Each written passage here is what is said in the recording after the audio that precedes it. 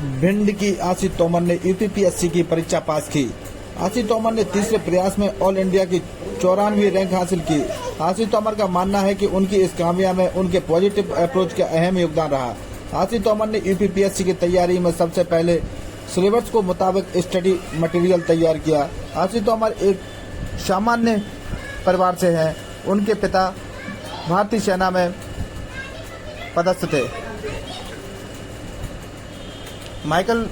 Saint Michael school के द्वारा आशीष तोमर का यूपीपीएससी में सिलेक्शन होने के बाद सम्मान समारोह आयोजित किया गया, जहां सोल श्रीफल देकर आशीष तोमर को शुभकामनाएं दी गई। Our today's motivation icon, Miss Ashi Tomar and her parents. And my beloved schoolmates, I am Anjali Singh of class 12A. I am here to welcome you all on this felicitation gathering. It is a moment of extreme pleasure to welcome each one of you present today.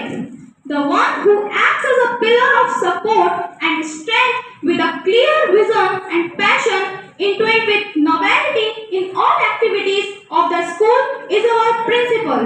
Let me welcome you, Father, to this august gathering. Now I welcome Vice Principal Sucha Shanti, who is the first which are taken by our school to welcome sister.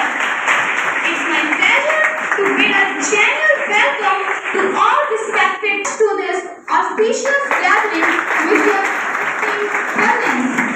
Now I welcome to our motivational icon, Miss Ashi Tomar, along with her parents, who cleared one of the toughest civil services examination. She cleared this examination with a reputed rank with All India rank 632. Today we are feeling so proud. Hard work, dedication and devotion behind this whole family of preparations. I sincerely welcome to all my schoolmates. Once again, I welcome everyone to this auspicious gathering. Thank you.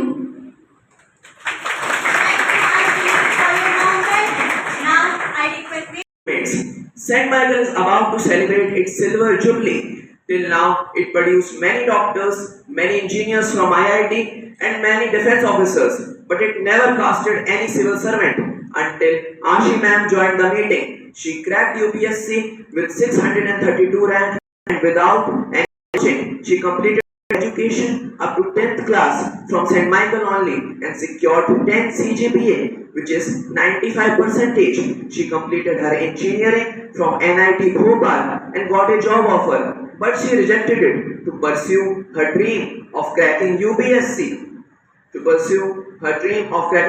And now she accomplished it with flying colors. Congratulations to you and your parents, ma'am. This is Vedant Singh Tomar signing off. To be here.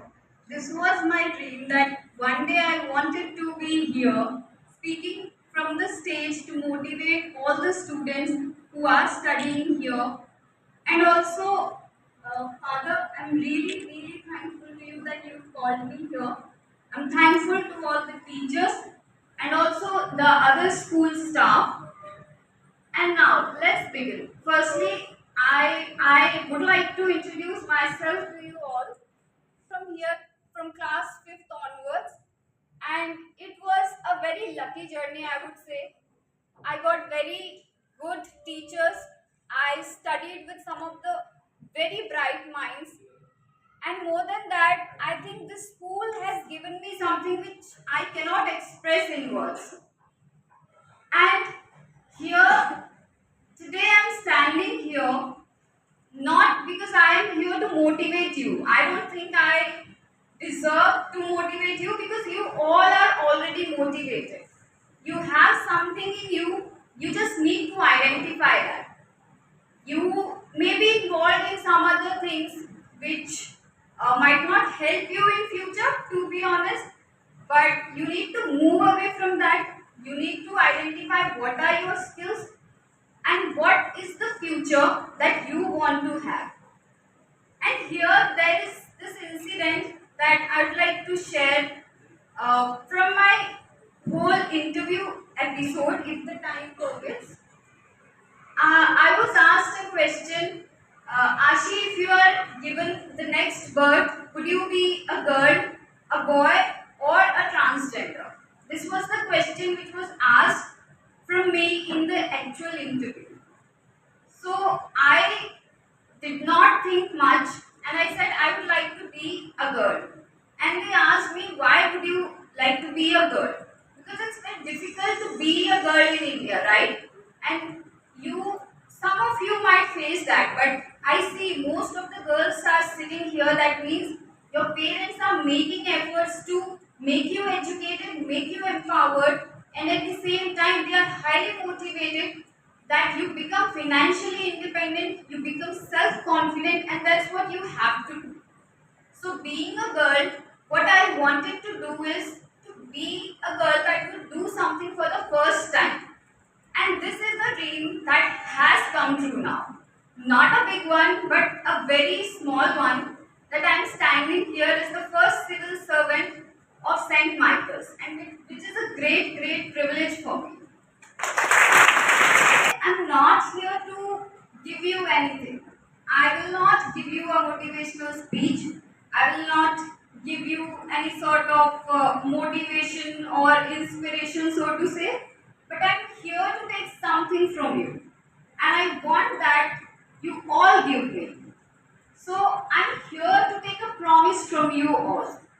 What I want is you promise yourself that one day you will be coming here and standing here, speaking here with all the students who will be sitting there on the other side. And I want that you should come here, you should be invited here, because that is the promise which I made to myself years ago. I passed out in 2015. I never saw back. I never came back to my school because I had this in my mind that I will come here only when the school will invite me. So, by the grace of God, by the blessings of my parents and the lessons of my teachers today, here I am standing as someone who has been invited. So, thank you, Father. Thank you, teachers. And I know it's a little difficult to bear with me, but forgive me, brothers and sisters. I'll take some more time. And I have a mantra that I would like to share with you all. तो आप में से कितने लोग हिंदी में comfortable हैं? आपकी बेटी ने यूपीएससी क्रैक किया है और ये भिंड के लिए पहली बात है, पहली बार किसी लड़की ने इतना बड़ा अचीवमेंट किया है। एक बच्चे के कैरियर में उसके माँ बाप का बहुत योगदान रहता है।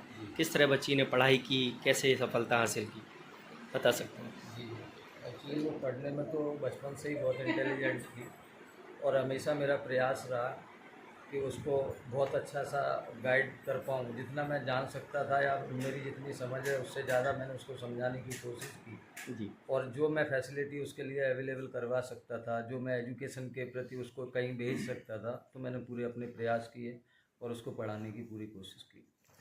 क्या लगता था कि बच्ची यहाँ तक पहुँचेगी? जी, मुझे पहले से ही पता था कि वो बहुत अच्छा करेगी और आगे भी अभी बहुत अच्छा उसको करना है और वो करती ही जाएगी। मुझे उस पर बहुत ट्रस्ट है। अच्छा, बच्चियों को घर से नहीं निकलने देते कई माँ बाप, और वो बनना बहुत कुछ चाहती हैं। जी, मैं कहना चाहूँगा कि हमारा जो समाज है, जिस समाज में हम रह रहे हैं, कि यहाँ पे बच्चियों के लिए उतनी आज़ादी नहीं है जितनी की होनी चाहिए एजुकेशन के प्रति। और बेटियों के साथ पार्शियलिटी, पक्षपात बहुत है हमारे समाज में। जैसे कि बेटियों को नहीं पढ़ाते हैं, कहाँ बोला बेटी पढ़ रही है, बोला बेटी तो पढ़ रही है जनता स्कूल में, और बेटा कहाँ पढ़ रहा है, बोला कोटा पढ़ रहा है। तो इट मीन्स कहीं ना कहीं ये पार्शियलिटी हो गई, सबसे पहली पार्शियलिटी। तो मैंने इन चीज़ों पर कभी ध्यान ना देते हुए अपने बेटे को और बेटी को इक्वल देने की कोशिश की कि भाई जहाँ बेटा पढ़ेगा उससे बेटर मैं बेटी को पढ़ाऊँगा, और बेटी को ही ज़्यादा पढ़ाना चाहिए मेरी नज़र में। इक्वल पढ़ाना चाहिए लेकिन बेटी को कम नहीं पढ़ाना चाहिए। कम नहीं पढ़ाना चाहिए। जी, थैंक यू। आप अंकल हैं बेटी के? चाचू हैं। तो क्या लगता है, आपसे भी लोग मिलने आ रहे हैं, लगातार बधाइयाँ दे रहे हैं सोशल मीडिया के माध्यम से और घर पे भी, कैसा लग रहा है आपको? बहुत अच्छा लग रहा है। मतलब जीवन में जो खुशी की इच्छा थी बचपन से, वो चीज़ आज हमारी बेटी ने हमको उपहार स्वरूप दे दी। मैं इसको बचपन से देखता था और मेरी आदत थी इसको थोड़ा सा परेशान करने की। तो मेरे रूम के जस्ट सामने वाले रूम में पढ़ती थी, तो मैं नाइट में जब कभी जागता तो देखता ये तो पढ़ रही, तो मैं पीछे से जाके इससे बोलता पागल हो जाएगी पढ़ते पढ़ते, इसके ऐसे कुछ बोल आता था इसके। लेकिन वो बहुत सिंसियर थी बचपन से, थोड़ा सा स्माइल दे के, और फिर वो अपने उसी रूटीन में आ जाती थी जो उसको करना था, और वो अचीवमेंट आज उसका दिख रहा है। तो बहुत खुशी है, हमारे सारे फ्रेंड्स जितने भी हैं सारे खुश हैं, पूरा हमारा परिवार खुश है, और फिर हमारी बिटिया जो चाह रही थी उसको मिल गया। ये हमारे भोले बाबा की कृपा से सब हुआ। अच्छा, किताबों से आपका बड़ा मोह है, जी आपका व्यापार भी किताबों का है। बच्ची को कितना मतलब उन किताबों से सहयोग मिला होगा? हाँ, बचपन में तो उसका सहयोग मिला, लेकिन उसके बाद जब जैसे जैसे आगे वो बढ़ती गई तो फिर उसको मेरे ख्याल से एक मोबाइल जो है उसका मिसयूज भी लोग करते हैं, लेकिन उसने एक सही तरीके से यूज किया जो उसके आज इस रिजल्ट में काम आया। अब बेटी के चाचू हैं, जी, क्या इनकी खूबी बता सकते हैं आप? सबसे बड़ी खूबी इसकी ये है कि ये बहुत छोटी थी, जब से जो है ना इसको क्या करना है ये उसी चीज़ में लग जाती थी। ये कभी डिस्ट्रैक्ट नहीं हुई कि कभी ऐसा होता है कि कोई बच्चा कभी किसी पीरियड में डिस्ट्रैक्ट हो जाता है, फिर उसको माँ बाप को समझाना पड़ता है, चाचा को समझाना पड़ता है। ऐसा मौका कभी नहीं आया, बल्कि ये हुआ कि घर में जितने भी बच्चे थे उन सबको इसने प्रॉपर गाइडेंस दिया, इंस्पिरेशन मिली बच्चों को। इससे छोटे जितने बच्चे हैं सब इसको देखकर आगे चल रहे हैं, और हम सब लोगों को हमेशा इस पर विश्वास रहा। कभी ऐसी अविश्वास की भावना हम लोगों के अंदर आई ही नहीं कि ये सक्सेस नहीं होगी। उसका रीज़न सिर्फ ये था कि ये अपने पढ़ाई के काम में इतना मस्त रहती थी कि सिर्फ दूसरी दुनिया से कोई वास्ता ही नहीं था। कीपैड चलाती थी ये मोबाइल, जैसे आजकल बच्चे एंड्रॉयड चलाते हैं, कोई सोशल साइट्स पर एक्टिव रहते हैं या कोई गॉसिप करते हैं अपने दोस्तों से। इसके साथ ऐसा कुछ भी नहीं था, इसे सिर्फ अपना लक्ष्य हासिल करना था और इसने वो हासिल किया। तो हम सबको गर्व है। इसके भविष्य के लिए क्या शुभकामनाएं देना चाहिए, किस तरह? मैं तो कहूँगा कि बेटा आज आपने जो हासिल किया है ये अंतिम सीढ़ी नहीं होनी चाहिए आपकी। आप हासिल करते रहो, जिंदगी में बहुत कुछ है। और मैं सोचता हूँ कि जिस तरह से लोकतंत्र में अच्छे लोगों की ज़रूरत है, तो हमारी बिटिया IAS बन के राष्ट्र सेवा में अपना सहयोग प्रदान करे। तो हम ऐसी अपेक्षा करेंगे और उसको शुभकामनाएं देंगे, और भगवान भोलेनाथ से प्रार्थना करेंगे उसको आगे भी बहुत सारी तरक्की मिले। पोजीशन में UPPSC फाइट किया है और क्या स्थान मिला है आपको? मुझे UPSC में 632 रैंक मिली है, और ये मेरा सेकंड अटेम्प्ट था, और हम सब काफ़ी खुश हैं। जी, किन संघर्षों के बावजूद आपने, चूँकि बताया जाता है बेटियां यहाँ पे पढ़ने से दूर रखा जाता है, यहाँ का कल्चर ऐसा है, चंबल और भिंड उसमें काफ़ी हद है, और पहली आप शख्सियत हैं बेटियों में जो IAS मतलब बनी है, रैंक हासिल की है इतनी बड़ी, क्या समझते हैं? मैं ये पहले से जानती थी कि भिंड में लड़कियों को उतना नहीं पढ़ाया जाता, उनके लिए उतनी फैसिलिटीज़ प्रोवाइड नहीं करी जाती जितने एक लड़के के लिए करते हैं। तो शुरू से ही मेरे मम्मी पापा ने मुझे सपोर्ट किया, उन्होंने हमेशा मुझे और मेरे भाई को इक्वली ट्रीट किया, जो कि बहुत बड़ी बात है। जिस समाज में मैं रहती हूँ वहाँ अपने आसपास में इसके विपरीत जो सिचुएशंस देखती हूँ, तो मुझे ये चीज़ बहुत ज़्यादा मोटिवेट करती थी कि मैं ना कि सिर्फ अपने लिए कुछ करूं, बल्कि उन सारी लड़कियों के लिए कुछ ना कुछ करूं जो ये सिचुएशन फेस करती हैं। और मुझे खुशी है कि मैं आगे जाके ऐसा कुछ कर पाऊं।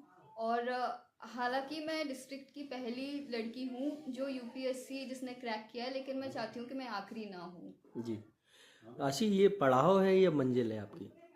ये मुझे लगता है कि एक पड़ाव है, और मंजिल शायद इससे बहुत ऊंची है। क्या सोच के रखा था जिस समय आप टेस्ट देने गई थी, और क्या रिजल्ट आया? रिजल्ट मेरे सेटिस्फेक्शन के अकॉर्डिंग नहीं है जी, लेकिन मेरे परिवार के लोगों की खुशी देखकर मुझे लगता है कि ये अचीवमेंट जो मुझे लगता है बाकी लोगों को इतना भी नहीं मिलता, तो मैं उस चीज़ के लिए खुश हूँ। पर मैं आगे और प्रयास करती रहूँगी कि मैं और अपनी रैंक सुधारूँ और जितनी अच्छी रैंक ला सकूँ और कोशिश करती रहूँगी आगे भी। अच्छा, आपके पीछे जो लोग तैयारियां कर रहे हैं उनकी एक सबसे बड़ी जिज्ञासा है कि आशी ने कितनी मेहनत की है, कितने घंटे साधना की है, उसके बाद ये क्रैक कर पाया है इतना बड़ा UPSC। सबसे पहले तो कुछ मिथ्स हैं यूपीएससी को लेकर, जो मुझे लगता है मैंने अपनी प्रिपरेशन में फॉलो नहीं करी। जैसे कि हमें 16 या 17 घंटे पढ़ना होता है, तो मैंने ऐसी कोई 16-17 घंटे पढ़ाई नहीं करी। मैंने नॉर्मल 9 से 10 पढ़ाई करी है। और उसके भी अलावा अगर कभी मेरे टारगेट्स पूरे नहीं हो रहे हैं तो मेरे अंदर एक डिटर्मिनेशन होती थी कि नहीं, ये मेरा काम है और मुझे ये पूरा करना है। तो उसके लिए हो सकता है 14 या 15 घंटे हो जाएं, बट नॉर्मली मैंने 9 से 10 घंटे पढ़ाई करी है। और उसके अलावा जो दूसरी मिथ है कि लोगों को दिल्ली जाकर या किसी बड़े शहर में जाकर प्रिपरेशन करनी है, तो मुझे लगता है वो भी सही नहीं है। अगर आप घर पर रहकर सिंसियरिटी से और फैमिली के सपोर्ट से पढ़ाई करेंगे तो आप घर पर रहकर भी यूपीएससी एग्ज़ाम क्लियर कर सकते हैं। तो क्या आपने घर पर रह के पढ़ाई की है? जी, मैंने अपनी ग्रेजुएशन के बाद घर पर रहकर ही तैयारी करी है यूपीएससी। किस तरह से इतनी बड़ी तैयारी कर ली आपने? क्या बेस क्या रहा है इस तैयारी के पीछे? मुझे लगता है कि यूपीएससी एग्ज़ाम को हम दो तरीके से देखते हैं। एक कि ये बहुत डिफ़िकल्ट एग्ज़ाम है, बहुत बड़ी एग्ज़ाम है। और दूसरे जो बच्चे सिंसियर नहीं होते उनको लगता है कि ये बहुत इजी एग्ज़ाम है, जो कि मैंने अपने फर्स्ट अटेम्प्ट में ये गलती करी थी कि मुझे लगता था बहुत इजी है, बिना तैयारी के हो जाएगा। बट सेकेंड अटेम्प्ट में मुझे ये चीज़ समझ आई कि इसको एक सिस्टमैटिक वे से पढ़ाई करनी पड़ेगी, तब जाके क्लियर किया जा सकता है। और वही मैंने करा। मैंने अपना टाइम टेबल बनाया, जो भी रिसोर्सेज थे उनको इकट्ठा करा, उनको लिमिटेड रखा, और जितनी भी हेल्प मैं ऑनलाइन रिसोर्सेज की ले सकती थी वो सारी चीज़ें करी। एंड एज ए रिज़ल्ट मैं रैंक 632 लेकर आ पाई। इसमें परिवार वालों का और शिक्षा के क्षेत्र में जो गुरुजन होते हैं उनका योगदान देखें तो कितना रहेगा आपके प्रति? सर, मुझे लगता है कि इंसान सिर्फ बुक से ही नहीं सीखता, अपने आसपास उसका जो परिवार है, जो टीचर्स हैं, उनसे वो बहुत कुछ सीख सकता है। तो मैंने अपनी फैमिली से हमेशा ये चीज़ सीखी है कि वो जिस पर्पस को लेकर आगे बढ़ रहे हैं, मैं भी उस चीज़ में उनको सेटिस्फेक्शन दूँ। अगर वो चाहते हैं कि एक लड़की उनका नाम रोशन करे, तो मैंने सोचा कि मैं कुछ ऐसा करूँ कि जिससे उनको प्राउड फील हो। और उन्होंने हमेशा मुझे सपोर्ट किया है हर तरीके से, फिनेंशियली भी। और टीचर्स का मैं कहूँगी कि मैं बचपन से ही अपने टीचर्स से बहुत इंस्पायर होती थी। वो जो स्कूल में थे वो भी मुझे बहुत इंस्पायर करते थे। वो हमारे अंदर गुड हैबिट्स और ये सारी चीज़ें, जब हम बच्चे होते हैं तो इस तरीके का माइंडसेट डेवलप करना उन्हीं का काम होता है। और उसके अलावा जब मैं कॉलेज आई तो कुछ टीचर्स थे जिनसे मुझे काफ़ी इंस्पिरेशन मिली। और as a result of that मुझे ऐसा लगता है कि मैंने जो भी किया है उन्हीं की वजह से किया, फैमिली और teachers. Thank you. Thank you so much. UPSC में बहुत अच्छी रैंक लेके आई है, आपको भी जानकारी लग चुकी है, बधाई देने वालों का तांता आपके घर लगा हुआ है। कैसा लग रहा है आपको? बहुत अच्छा लग रहा, बहुत खुशी हुई। अच्छा, ये बता सकती हैं किस तरह ये तैयारी करती थी, कैसे ये यहाँ तक पहुँची है? तैयारी तो ये बचपन से ही इसको शौक था ये यूपीएससी करने का, जब से ये जानती है कि यूपीएससी क्या होता है जी। और ये पढ़ने में भी बहुत अच्छी रही है और मेहनत भी बहुत करती थी। क्यों, मैं देखती थी इसको, रात को सोती भी नहीं थी तो मैं कहती थी सो जाओ, आसी गर्मी बढ़ जाएगी। खाना मैं इसको टेबल पे देती थी और सारी व्यवस्थाएं इसकी मैं रूम में ही करती थी। जी। तो आप एक गृहिणी हैं, गृहिणी होने के नाते आपने कैसे बच्ची को मोटिवेट किया? मैंने इसको ऐसे किया कि तुम्हें आगे जाके बहुत कुछ करना है, तुम कभी ये मत सोचना कि मैं बेटी हूँ। बेटियों को कभी रोकना नहीं चाहिए पढ़ाने लिखाने के लिए, हमेशा उन्हें लंबी उड़ान उड़ानी चाहिए। तो मैंने इसको ये दिया कि तुम्हें मैंने पंख दिए हैं, तुम्हें उड़ना है। क्या क्या देखना चाहती हो बेटी को मैं अपनी आगे? बेटी को बहुत ऊंचाइयों पे जाते देखना चाहती हूँ।